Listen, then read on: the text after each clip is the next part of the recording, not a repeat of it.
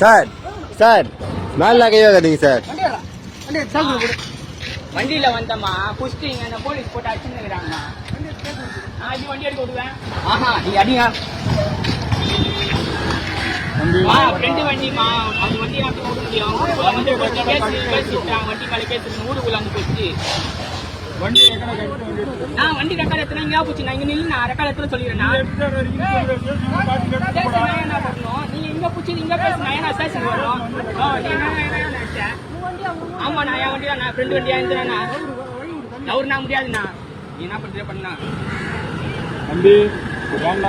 நான் தப்பே பண்ணாம என்ன பூச்சின்னு இருக்கிறீங்கண்ணா.